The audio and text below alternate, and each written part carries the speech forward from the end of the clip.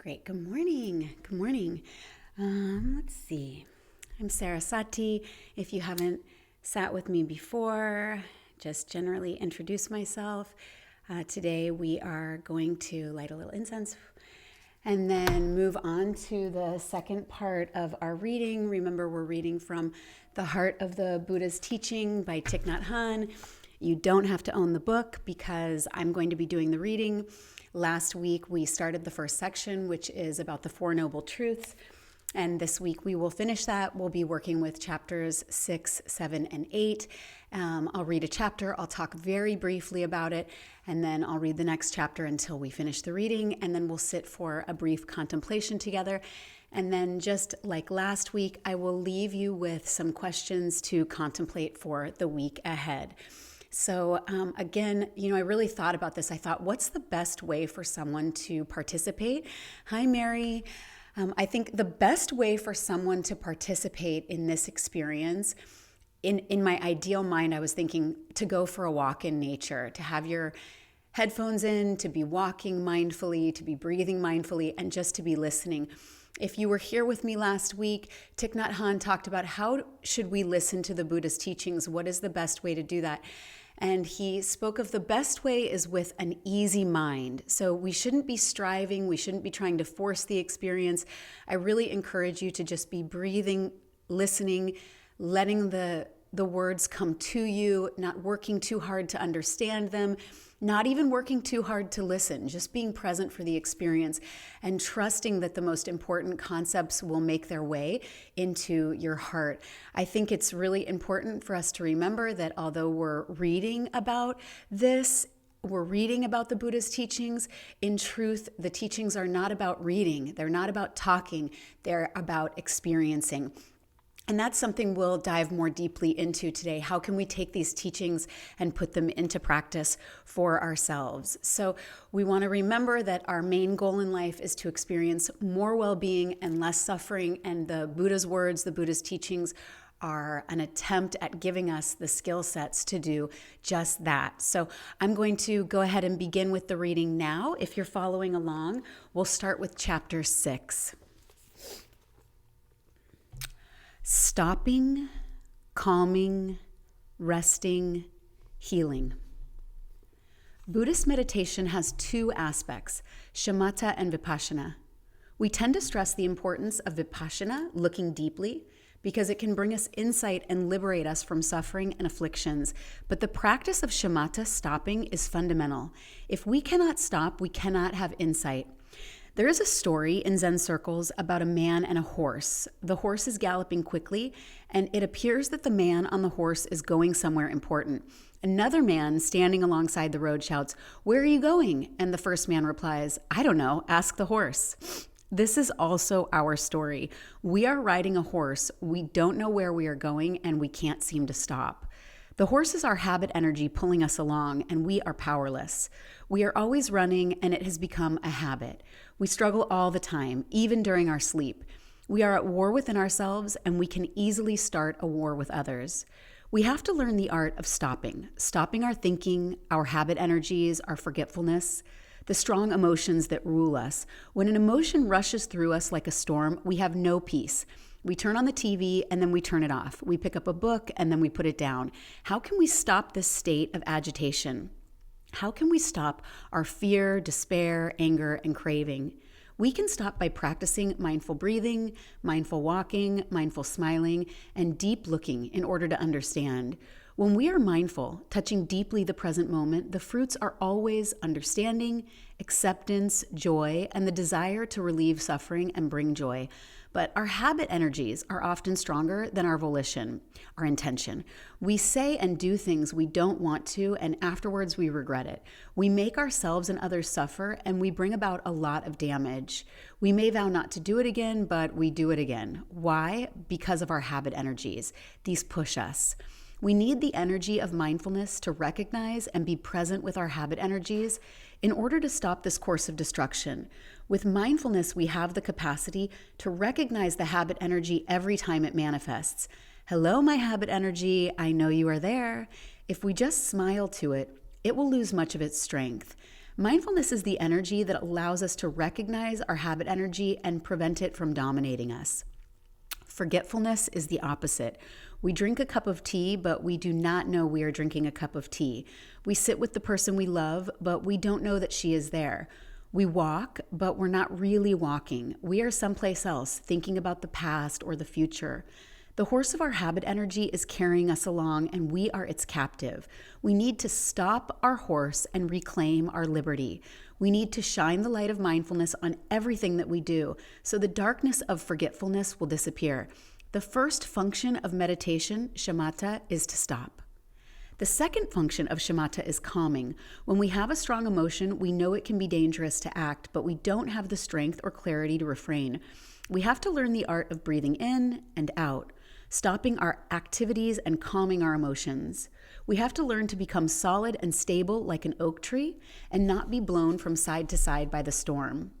The Buddha taught many techniques to help us calm our body and mind and look deeply at them.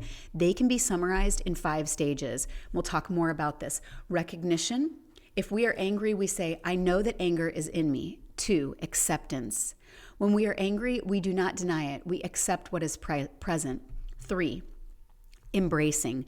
We hold our anger in our 2 arms like a mother holding her crying baby.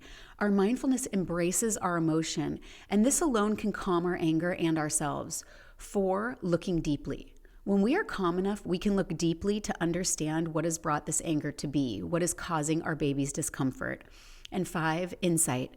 The fruit of looking deeply is understanding the many causes and conditions, primary and secondary, that have brought about our anger, that are causing our baby to cry. Perhaps our baby is hungry, perhaps his diaper pin is piercing his skin. Our anger was triggered when our friend spoke to us meanly, and suddenly we remember that he was not at his best today because his father is dying. We reflect like this until we have some insights into what has caused our suffering. With insight, we know what to do and what not to do to change the situation. After calming, the third function of shamatha is resting. Suppose someone standing alongside a river throws a pebble in the air and it falls down into the river.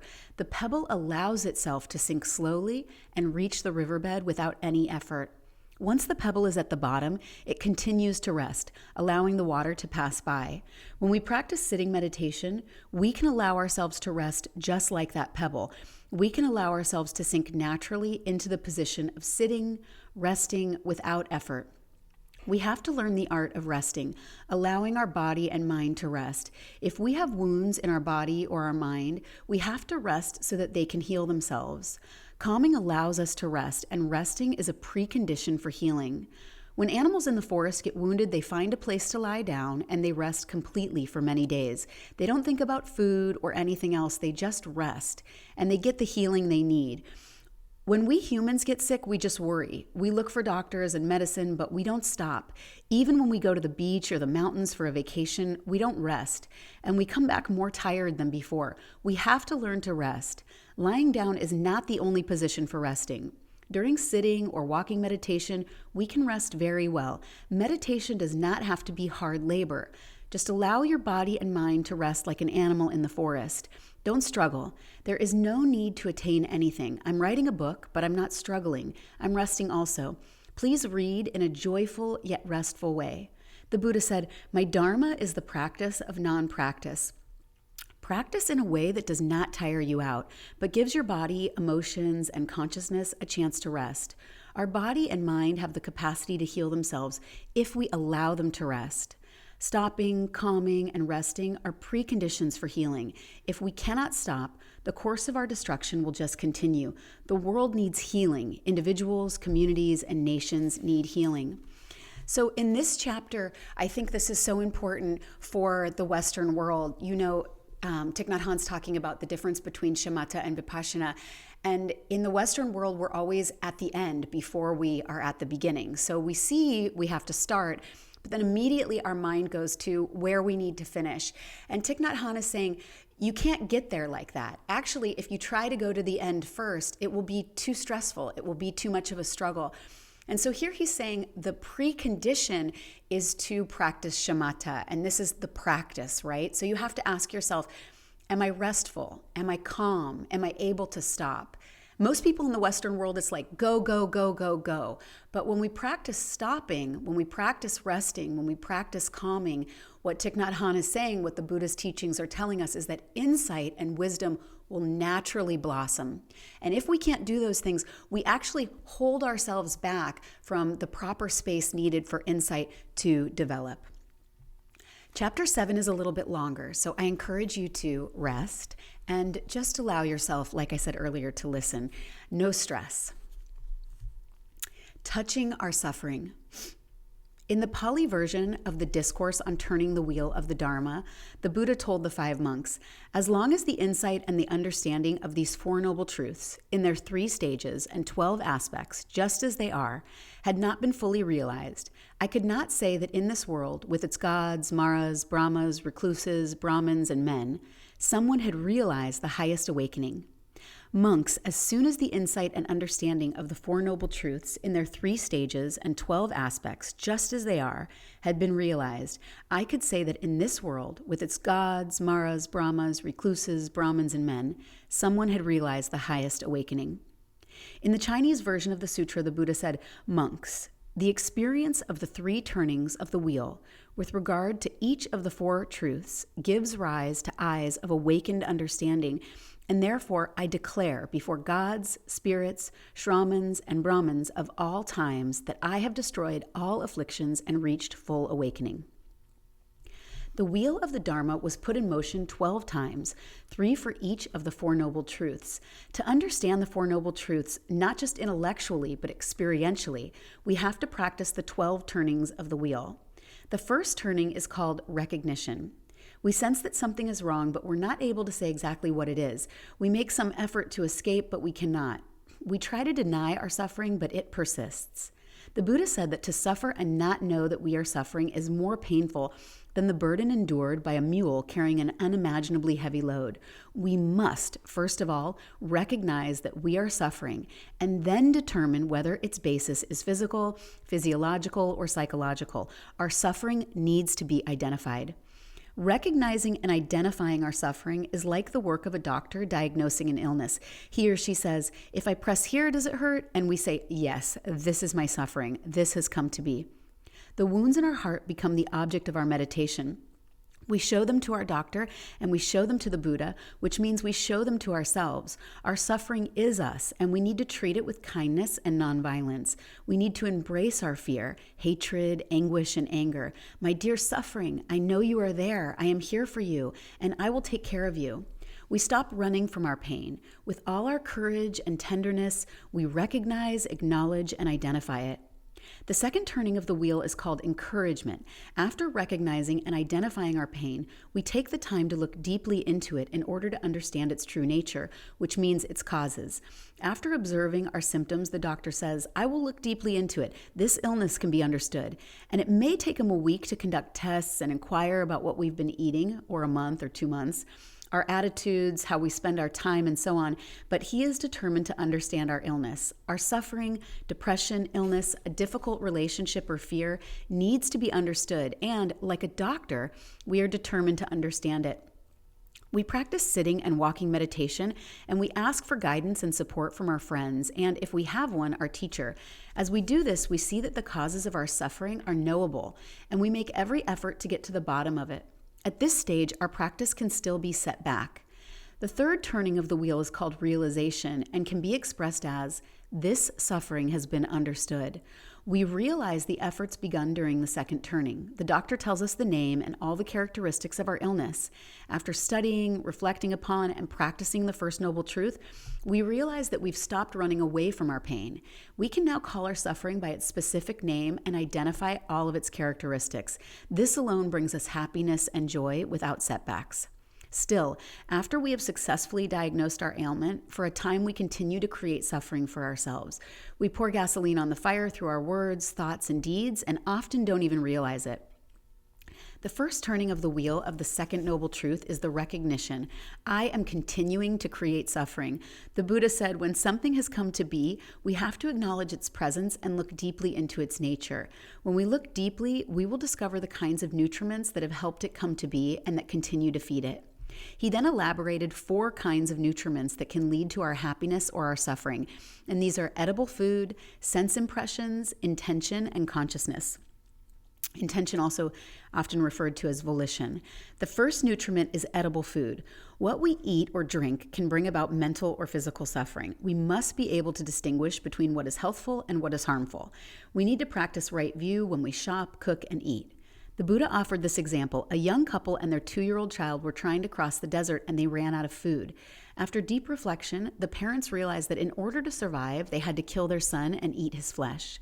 They calculated that if they ate such and such a proportion of their baby's flesh each day and carried the rest on their shoulders to dry, it would last the rest of the journey. But with every morsel of their baby's flesh they ate, the young couple cried and cried. After he told the story, the Buddha asked, "Dear friends, do you think the young man and woman enjoyed eating their son's flesh?" "No, Lord, it would be impossible for them to enjoy eating their son's flesh." The Buddha said, "Yet many people eat the flesh of their parents, their children, and their grandchildren and do not know it." Much of our suffering comes from not eating mindfully. We have to learn ways to eat that preserve the health and well-being of our body and our spirit.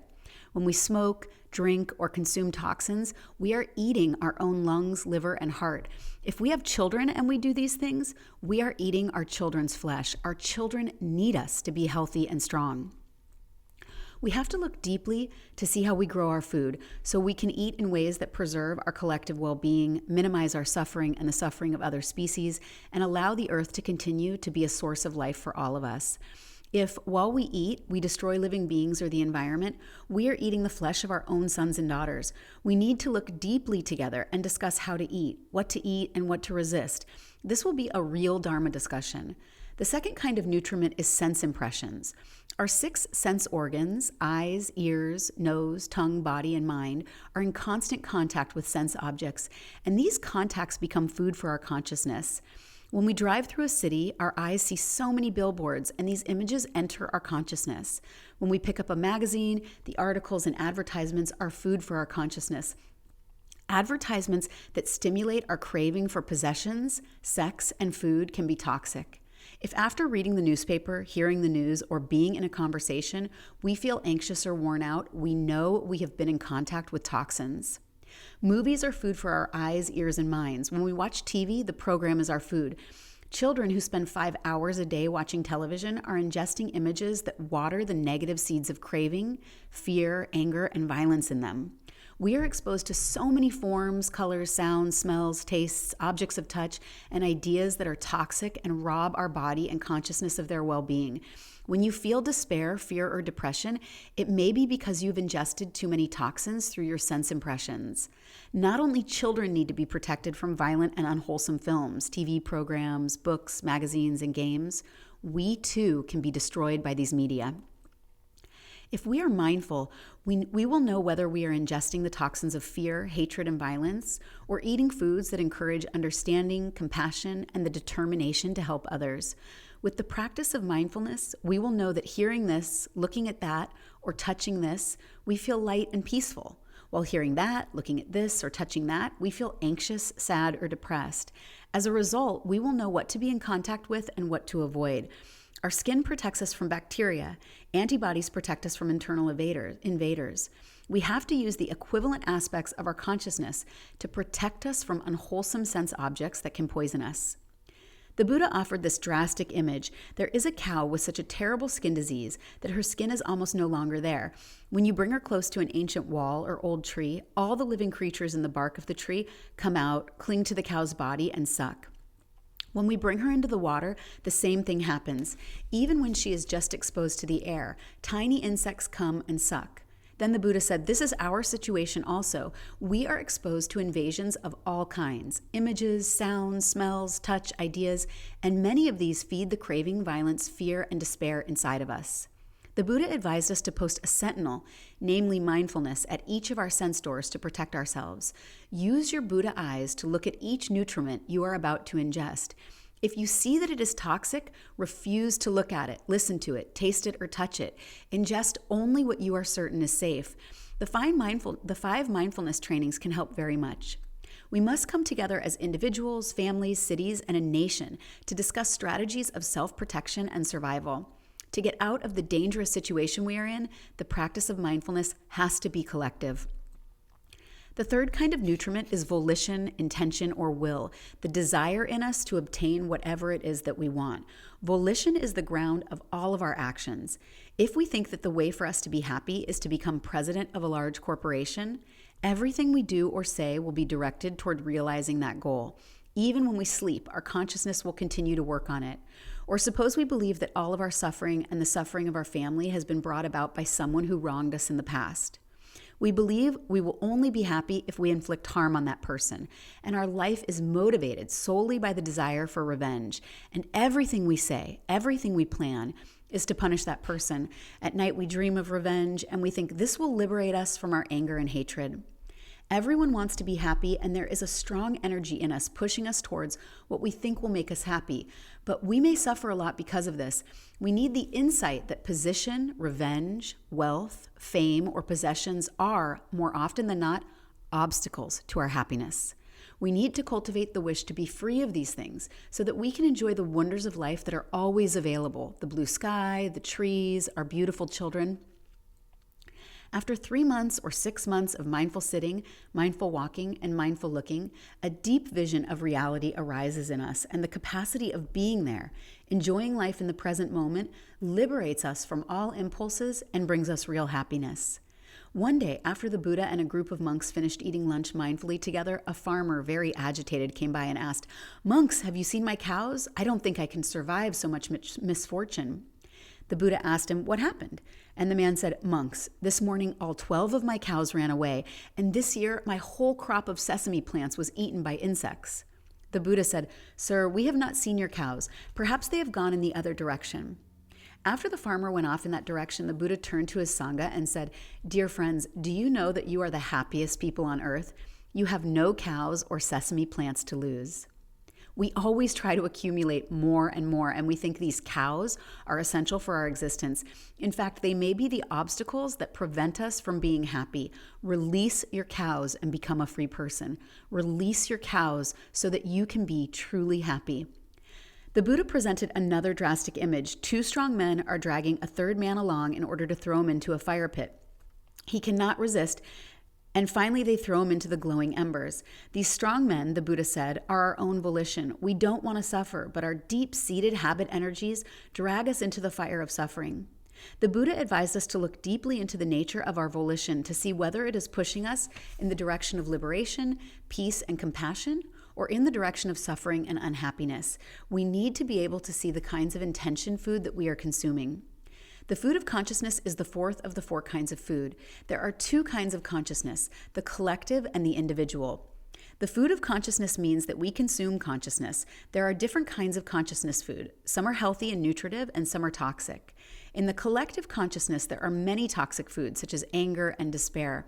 If we allow ourselves to consume that kind of food, we shall be poisoned. So we should not spend time close to or in a community that has a great deal of hatred and despair. We need to find a collective consciousness to be with that is not filled with hatred and despair, where all day long the people who live there just think about compassion and helping others. The individual consciousness also has toxins. The hells, hungry ghosts, and animal realms are in us. If we want them to appear, they can appear right away. We only need to press a button and a Pandora's box will open. If we sit there and allow the negative thinking connected to past experiences to come up, we are eating the toxic matter of consciousness. Many of us sit and think, and the more we think, the more angry, upset, and in despair we become. Nevertheless, in our consciousness, beside the seeds of the gods, the Asuras, the hell realms, the hungry ghosts, and the animals, are the seeds of hearer disciples, self-achieved Buddhas, Bodhisattvas, and the fully enlightened Buddhas. We have as many channels in our consciousness as a 10-channel television. Why do we not push the button of the Buddha or Bodhisattva channel? Sitting alone, we push on the hungry ghost or animal channel, and we eat the food they produce, just like the ruminants chew the cud. In the past, we have experienced hatred. We have been abused and maltreated. All these events have been buried in our consciousness, and we have not been able to transform them. We chew the cud of our own suffering, our despair, like the cows chew the regurgitated grass. Every time we think about being abused, we're abused once again. But actually, that is not happening now. It's all over. Thinking like this, we can be abused every day. Even though our childhood may have had a great deal of happiness and sweet moments, we ruminate on our hatred, suffering, and despair, and this is not healthy food. Our mindful breathing and steps are able to pull us out of thinking and help us be in touch with the wonderful things of the present moment, nourishing us and bringing back the joy of being alive. We are happy as we walk, happy as we sit, and happy as we eat when we know how to stay in the present moment and stop the thinking. The Buddha offered another dramatic image to illustrate this. A dangerous murderer was captured and brought before the king, and the king sentenced him to death by stabbing. Take him to the courtyard and plunge 300 sharp knives through him. At noon, a guard reported, "Majesty, he is still alive," and the king declared, "Stab him 300 more times." In the evening, the guard again said to the king, "Majesty, he's not yet dead." So the king gave the third order, "Plunge the 300 sharpest knives in the kingdom through him." Then the Buddha said, this is how we usually deal with our consciousness. Every time we ruminate on the past, it is like stabbing ourselves with a sharp knife. We suffer, and our suffering spills out to those around us.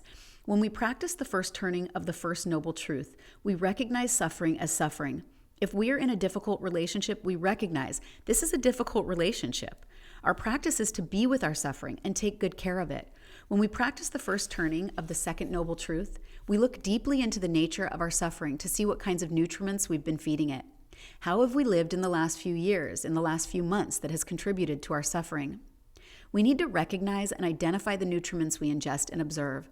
When I think like this, speak like that, listen like this, or act like that, my suffering increases. Until we begin to practice the Second Noble Truth, we tend to blame others for our unhappiness. Looking deeply requires courage. You can use a pencil and paper if you like. During sitting meditation, if you see clearly a symptom of your suffering, write it down. Then ask yourself, what kinds of nutriments have I been ingesting that have fed and sustained this suffering? When you begin to realize the kinds of nutriments you've been ingesting, you may cry. Use the energy of mindfulness all day long to be truly present, to embrace your suffering like a mother holding her baby. As long as mindfulness is there, you can stay with the difficulty. Practice does not mean using only your own mindfulness, concentration, and wisdom. You also have to benefit from the mindfulness, concentration, and wisdom of friends on the path and your teacher. There are things that even a child can see, but we ourselves cannot see because we are imprisoned by our own notions. Bring what you have written to a friend and ask for his or her observations and insights. If you sit with a friend and speak openly, determined to discover the roots of your suffering, eventually you will see them clearly. But if you keep your suffering to yourself, it might grow bigger every day. Just seeing the causes of your suffering lessens your burden. Shariputra, one of the Buddha's great disciples, said, when something takes place, if we look at it deeply in the heart of reality, seeing its source and the food that nourishes it, we are already on the path of liberation. When we are able to identify our suffering and see its causes, we will have more peace and joy, and we are already on the path to liberation. In the second stage of the Second Noble Truth, encouragement, we see clearly that real happiness is possible if we can stop ingesting the nutriments that cause us to suffer. If we know that our body is suffering because of the way we eat, sleep, or work, we vow to eat, sleep, or work in ways that are healthier. We encourage ourselves to put an end to the causes of our suffering. Only by a strong intention not to do things in the same way can we keep the wheel in motion. Mindfulness is the energy that can help us stop. We investigate the kinds of nutriments we now ingest and decide which ones to continue to eat and which to resist. We sit and look together with our friends, with our family, and as a community. Mindfulness of ingestion, protecting our body and mind, protecting our families, society, and the environment are important topics for us to discuss. When we direct our attention toward our suffering, we see our potential for happiness. We see the nature of suffering and the way out. That is why the Buddha called suffering a holy truth. When we use the word suffering in Buddhism, we mean the kind of suffering that can show us the way out. There are many practices that can help us face our suffering, including mindful walking, mindful breathing, mindful sitting, mindful eating, mindful looking, and mindful listening. One mindful step can take us deep into the realization of beauty and joy in us and around us. Tran Thai Tong, a great meditation master of 13th century Vietnam, said, with every step you touch the ground of reality. If you practice mindful walking and deep listening all day long, that is the Four Noble Truths in action. When the cause of suffering has been seen, healing is possible. We vow to refrain from ingesting foods that make us suffer, and we also vow to ingest foods that are healthy and wholesome. In the third turning of the wheel of the second noble truth, realization, we not only vow, but we actually stop ingesting the nutriments that create our suffering. Some people think that to end suffering, you have to stop everything: body, feelings, perceptions, mental formations, and consciousness, but that is not correct. The third stage of the second noble truth can be described as, when hungry, I eat. When tired, I sleep. When someone has realized this stage, she has a certain lightness and freedom. What she wants to do is fully in accord with the mindfulness trainings, and she does nothing to cause herself or others harm. Confucius said, at 30, I was able to stand on my own feet. At 40, I had no more doubts. At 50, I knew the mandate of earth and sky. At 60, I could do what I wanted without going against the path. The last of the 10 ox herding pictures in the Zen tradition is called entering the marketplace with open hands. You are free to come and go as you please. This is the action of non-action. Suffering no longer arises. This stage is not something you can imitate. You have to reach this stage of realization within yourself. At the end of the 19th century in Vietnam, Master Nhat Hanh asked the king for permission to retire from being abbot of a national temple so that he could live in a mountain hut and take care of his aging mother. Many officials made offerings to the master and begged him to found another temple, but he preferred to live simply in great peace and joy. One day his mother fell ill and needed fish to eat. He went down to the marketplace, asked some vendors for a fish, and carried it back up the mountain. Onlookers asked, "What is a Buddhist monk doing with a fish?" But someone of Master Nhat Hanh's realization could do as he pleased without going against the precepts. At the third stage of the second noble truth, you only have to be yourself. The form is not important, but be careful. First, there has to be genuine insight, genuine freedom. So, in the first chapter we read in chapter 6, this whole section is dealing with the Four Noble Truths, that there is suffering, there's a cause of suffering, if there's a cause of suffering, there's an end of suffering, and that there's a particular path one can take to end their suffering. That's our conceptual mind, understanding what was the Buddha talking about. And now Thich Nhat Hanh is really getting into what are the practices we need in order to put the Four Noble Truths into effect in our life. What I want to back up and say is that these are happening for us already, whether we're practicing Buddhism or not. You can think of a time in your life where you were suffering, something you were doing in your life was wrong. Maybe you were eating poorly and you went to the doctor and the doctor said you have high cholesterol. And because you knew you had high cholesterol, you went home and you researched it, and then you stopped eating in this certain way and your cholesterol started to get better. We are already acting out the Four Noble Truths in our lives, but we're often not doing some of the preliminary stages that would immediately allow us greater access to the insight that comes from the Four Noble Truths. And that's what Thich Nhat Hanh was talking about in chapter 6. We need to stop, we need to calm ourselves, and we need to find rest. Once we've done that, then we can start working more deeply with these Four Noble Truths. So this chapter really dealt with the first and the second noble truth and these three aspects to those. And so the three aspects to each noble truth, they are recognizing, encouraging, and realizing. And so each noble truth has a turning of the Dharma wheel. That's basically what he's talking about. And he focuses on that if we want to find peace, the first thing we really need is to bring mindfulness into every area of our life. And what often happens in the West, I feel like my experience working with people and my own mind from my own experience has been that we right away want to just stop our thinking. We want to go to a place of, okay, no thought, I don't have to look at my suffering, I don't have to deal with anything, and we think that's meditation. And what Thich Nhat Hanh is saying is that actually meditation is first looking closely at what is causing us to suffer. And once we look closely at what is causing us to suffer, then from there, we're able to start noticing that we can actually see those causes. We see that our suffering exists. We see what the causes are. And that's the moment in time that a flower blooms and we can feel inspired. We can say, I don't have to feel shame and guilt for causing my own suffering. Instead, I can feel that this is the path to my freedom. I see that I've caused my own suffering, so I see that I can stop causing my own suffering.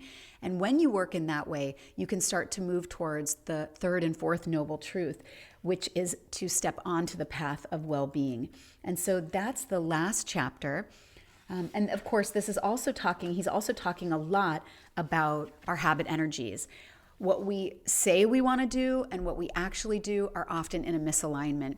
And we have to look at these ways that we're feeding ourselves. What are our intentions in life? What do we value? What is our own moral code that we stand by?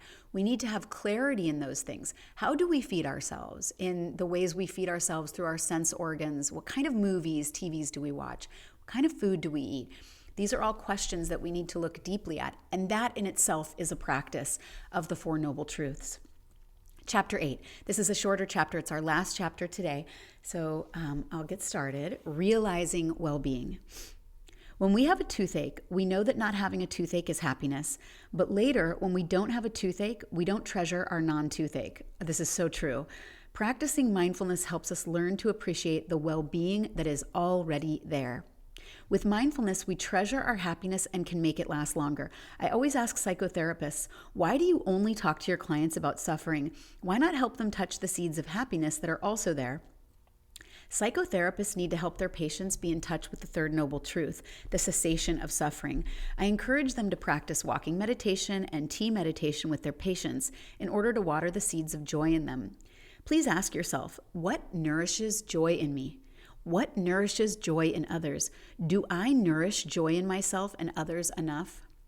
These are questions about the third noble truth, the cessation of suffering. Well-being is available if you know how to enjoy the precious jewels you already have.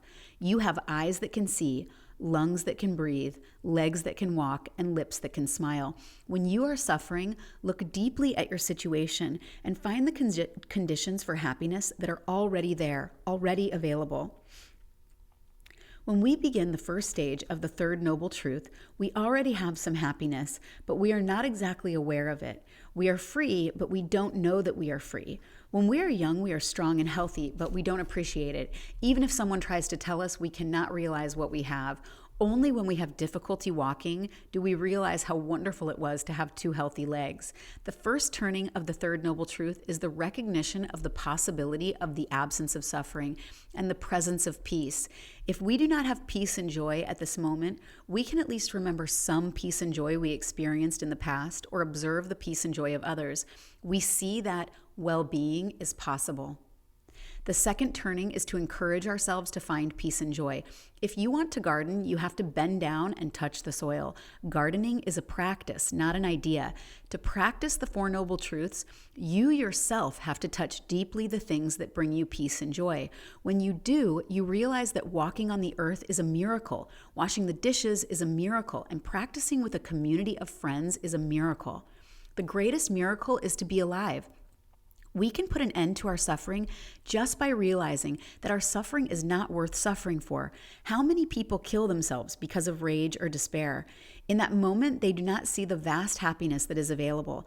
Mindfulness puts an end to such a limited perspective. The Buddha faced his own suffering directly and discovered the path of liberation. Don't run away from things that are unpleasant in order to embrace things that are pleasant. Put your hands in the earth. Face the difficulties that grow new happiness. One student told me, when I go to parties, people seem to be enjoying themselves, but when I look beneath the surface, I see so much anxiety and suffering there. At first, your joy is limited, especially the kind of joy that is just covering up suffering. Embrace your suffering, smile to it, and discover the source of happiness that is right there within it. Buddhas and bodhisattvas suffer too. The difference between them and us is that they know how to transform their suffering into joy and compassion. Like good organic gardeners, they do not discriminate in favor of the flowers or against the garbage. They know how to transform garbage into flowers. Don't throw away your suffering. Touch your suffering. Face it directly, and your joy will become deeper. You know that suffering and joy are both impermanent. Learn the art of cultivating joy. Practice like this, and you come to the third turning of the third noble truth, the realization that suffering and happiness are not two. When you reach this stage, your joy is no longer fragile. It is true joy. The fourth noble truth is the way out of suffering. First, the doctor looks deeply into the nature of our suffering. Then she confirms that the removal of our pain is possible, and she prescribes a way out. Practicing the first turning of the wheel of the fourth noble truth, we recognize that the Eightfold Path, right view, right thinking, right speech, right action, right livelihood, right diligence, right mindfulness, and right concentration can lead us out of suffering, but we do not yet know how to practice it. In the second turning, we encourage ourselves to practice this path. This is realized by learning, reflecting, and practicing. As we learn, whether by reading, listening, or discussing, we need to be open so we can see ways to put what we learn into practice. If learning is not followed by reflecting and practicing, it is not true learning. In this stage, we see that the path has everything to do with our real difficulties in life. A practice that does not concern our real suffering is not a path we need. Many people are awakened during a difficult period in their lives when they see that living irresponsibly has been the cause of their suffering and that by transforming their lifestyle, they can bring an end to their suffering. Transformation is gradual, but once we see clearly the causes of our suffering, we can make the effort to change our behavior and bring our suffering to an end. If we are aware that our heart is not working well and that alcohol, cigarettes, and cholesterol are causes of this, we try to stop ingesting these. In the second stage of the path, there is an increase in freedom every day. The path becomes real as we put it into practice, what we have learned. The Buddha advised us to identify the kinds of nutriments that have been feeding our pain and then simply to stop ingesting them. We do our best and we ask our brothers and sisters to help us. We can't expect our difficulties to go away by themselves. We have to do certain things and not do other things. The moment we resolve to stop feeding our suffering, a path appears in front of us, which is the Noble Eightfold Path to well-being. The Buddha is a physician. That is why he invited us to bring our suffering to him. We are also physicians. We must be determined to transform our difficulties, to confirm that well-being is possible. The Buddha identified the Noble Eightfold Path to well-being and urged us to follow it. The third turning of the wheel of the fourth noble truth is the realization that we are practicing this path. When you are assigned a koan by your meditation instructor, such as, "What is the sound of one hand clapping?" or "Why did the Bodhidharma come from the West?" you have to ask yourself, what does this have to do with my real suffering, my depression, my fear, or my anger? If it doesn't have anything to do with these real problems, it may not be the path you need. It may be just an escape. Practice your koan in a way that your suffering is transformed. This is suffering. This suffering needs to be seen clearly. The roots of this suffering need to be clearly understood. I have seen this suffering. I have seen how it manifests. I have seen its content and its roots. These are practices, not mere proclamations. Understanding things as they are emerges from our life and our practice. When the monk Gavampati heard his fellow monks say, "Whoever sees suffering sees the making of suffering, the ending of suffering, and the path," he added, "With my own ears I have heard the Buddha say, 'Bhikkhus, whoever sees suffering sees the making of suffering, the ending of suffering, and the path that leads to the end of suffering. Whoever sees the making of suffering sees suffering, the end of suffering, and the path. Whoever sees the ending of suffering sees suffering, the making of suffering, and the path. Whoever sees the path that leads to the end of suffering sees suffering, the making of suffering, and the ending of suffering.' Interbeing is an important characteristic of all of the Buddha's teachings. When you touch one, you touch all. It is important to understand the interbeing nature of the Four Noble Truths. When we look deeply into any one of the four truths, we see the other three. When we look deeply into the truth of suffering, we see how that suffering came to be. When we look deeply into the truth of suffering, we see how to end that suffering and touch well-being. When we look deeply into the truth of suffering, we see the efficacy of the path. Looking into the first holy truth, we see in it the second, third, and fourth truths. The Four Noble Truths are one. We need suffering in order to see the path. The origin of suffering, the cessation of suffering, and the path leading to the cessation of suffering are all found in the heart of suffering. If we are afraid to touch our suffering, we will not be able to realize the path of peace, joy, and liberation. Don't run away. Touch your suffering and embrace it. Make peace with it. The Buddha said, "The moment you know how your suffering came to be, you are already on the path of release from it." If you know what has come to be and how it has come to be, you are already on the way to emancipation. Let us reframe the Four Noble Truths. Cessation, the third noble truth, means the absence of suffering, which is the presence of well-being. Instead of saying cessation, we can simply say well-being. If we do that, we can call the fourth noble truth the Noble Eightfold Path that leads to well-being. Then, instead of just calling the second noble truth the origin of suffering, we can say that there is an ignoble eightfold path that leads to suffering, a path of 8 wrong practices: wrong view, wrong thinking, wrong speech, wrong action, wrong livelihood, wrong diligence, wrong mindfulness, and wrong concentration. We might like to renumber the Four Noble Truths as follows for the benefit of the people of our time. 1, well-being. This is traditionally number 3, the cessation of suffering. 2, the Noble Eightfold Path that leads to well-being, traditionally number 4. 3, suffering, traditionally number 1. And 4, ignoble eightfold path that leads to suffering, traditionally number 2, arising of suffering. If we live according to the Noble Eightfold Path, we cultivate well-being and our life will be filled with joy, ease, and wonder. But if our path is not noble, if there is craving, hatred, ignorance, and fear in the way we live our daily life, if we practice the ignoble eightfold path, suffering will naturally be the outcome. The practice is to face our suffering and transform it in order to bring about well-being. We need to study the Noble Eightfold Path and learn ways to put it into practice in our daily lives. And that's what comes next. We'll be studying the Noble Eightfold Path from here forward. So chapter 8 really dealt with the third and the fourth noble truth. And I want to elaborate on it, and I also don't want to elaborate on it because my experience tells me that most of us aren't ready for the third and fourth noble truth until we have really built up the courage to face our suffering. I want to also say that facing our suffering, although scary, although terrifying in some cases, is that path to liberation, but it's not something you can conceptualize. You have to practice it for yourself. But in order to face our suffering in healthy ways, because it may bring about tears, anxiety, feelings of depression, the body may respond in a stressed out physiological way.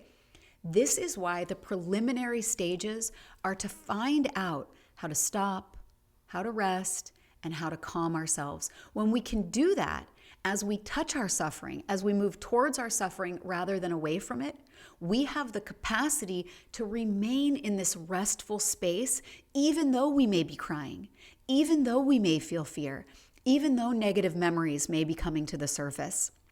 And the second thing to do from that is to learn that it's not about reliving. It's about letting go of the past.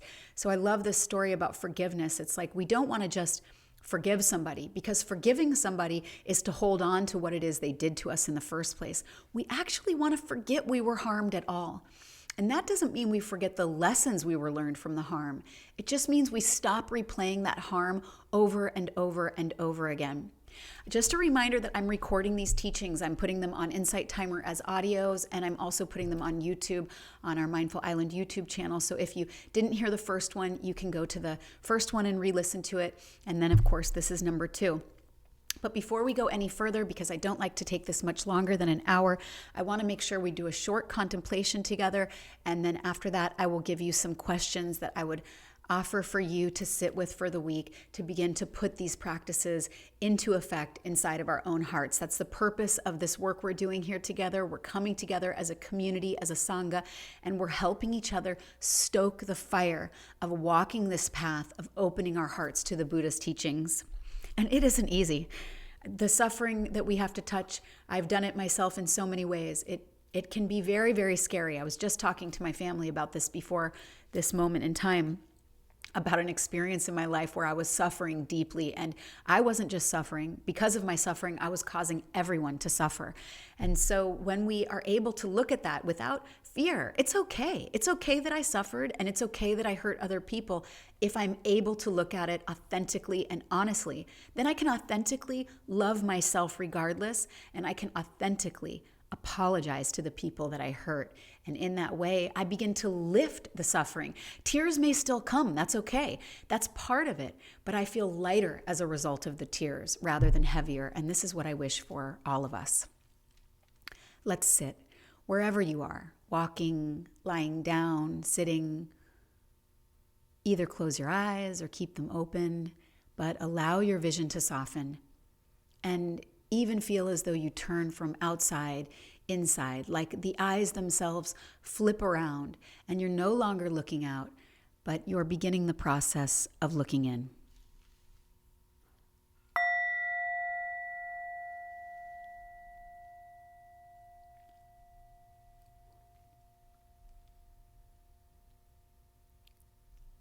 For just a few breath cycles, allow yourself to fully experience this moment in its entirety.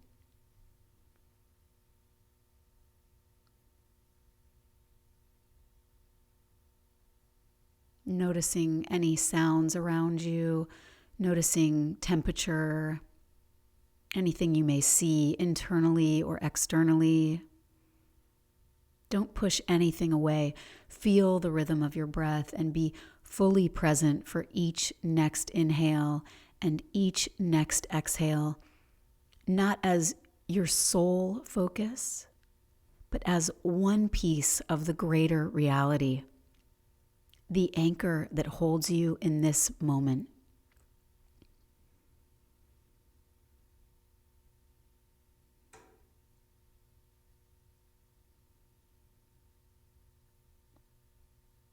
Begin to scan your body from the crown of your head down to the tips of your toes.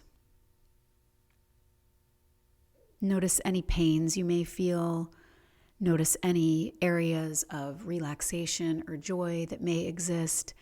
And notice any neutral feelings or numbness that may be present. Scanning yourself from the crown of your head down to the tips of your toes, to the tips of your fingers. Try to expand your mind like a flashlight, broadening and broadening as you begin to bring every part of yourself into view.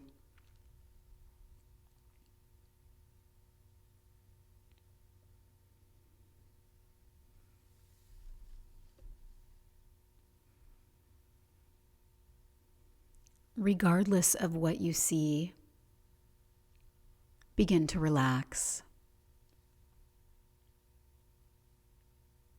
Notice where there is tension and spend time exploring that area of your body as you work to soften from the skin inwards, relaxing the muscles of the face, noticing tension in the neck and releasing it, letting the shoulders soften and moving your mind across your body as you encourage every area to let go of its grip, to let go of its tension, and in this way to release your physical body of striving for anything more than what is right now.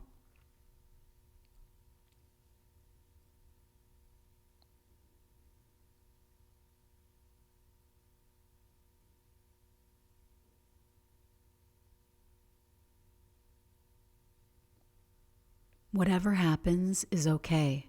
Maybe parts of your body relax and maybe parts resist. Rather than creating more tension, more stress by worrying about the lack of letting go, simply allow everything to be okay as you continue to practice relaxing your body, your eyes, your face, even your mind is an area to be relaxed and softened.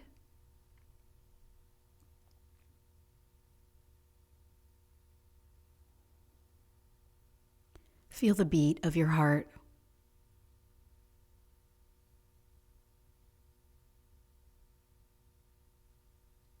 Feel the movement of your lungs.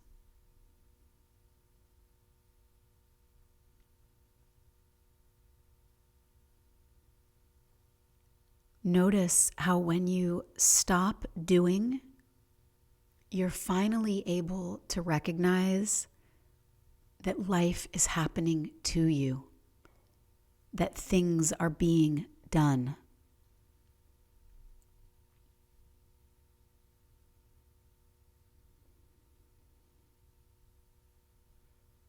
Look at your thoughts with gentleness. Touch your emotions with kindness. Do not push anything away.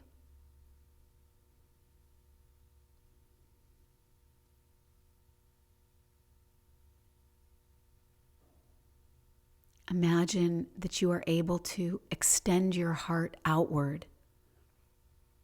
Work to cultivate this feeling that everything is welcome here. Everything is okay in this moment. You are safe. You have stopped. And in that way, you are able to accept things exactly as they are and then continue to relax, continue to let go.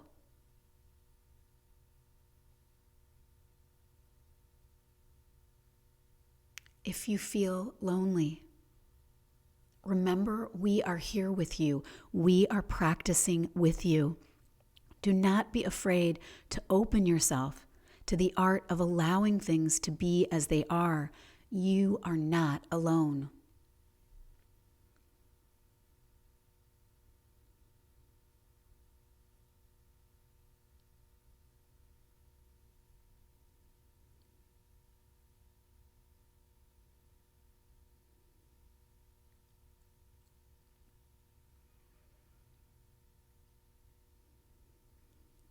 Deepen your breath. Breathe deeply, slowly, quietly.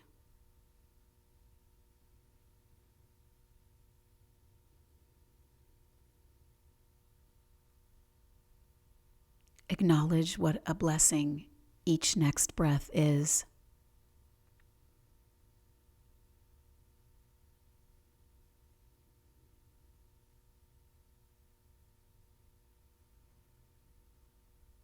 As you breathe, notice what hurts. Notice what is challenging. Don't look away. Don't look away from anything. And ask yourself, what is wrong in your life right now? What are you suffering from? Be real with yourself. Be honest in this next relaxed moment and allow your mind to rest here as you breathe deeply and slowly and quietly. Everything is okay.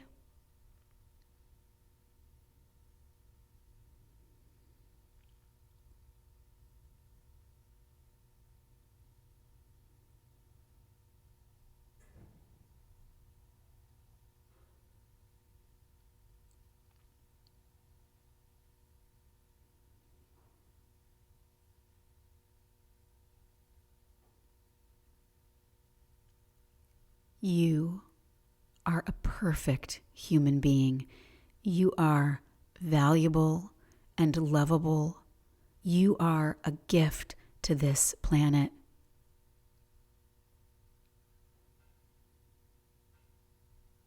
It is okay to feel pain. It is okay to have suffered. Let go of these expectations of yourself to be perfect, to have experienced no pain. Look into the very heart of what hurts, like a loving mother looks at her beautiful newborn child. Hold your suffering with those arms, the arms of open, compassionate, unconditional, endless love.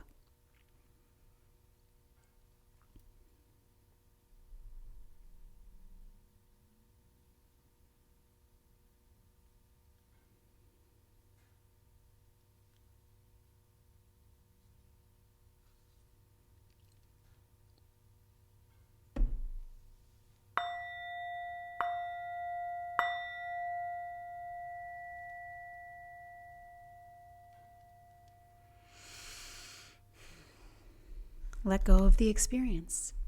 Now we're in this next moment.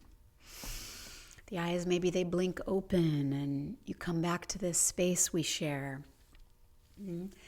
To end quickly and suddenly, even though that feels maybe perhaps rushed, I definitely don't want to keep you on this beautiful Sunday. I'm in California right now, this beautiful Sunday, so sunny. So let me leave you with some practices for the week. The first practice, I of course left you with some practices last week. I hope that you had an opportunity to do them. If you weren't with me last week, again, you can find these recordings. Then you can do those practices, very helpful in our lives to have this opportunity to reflect. You can use a journal.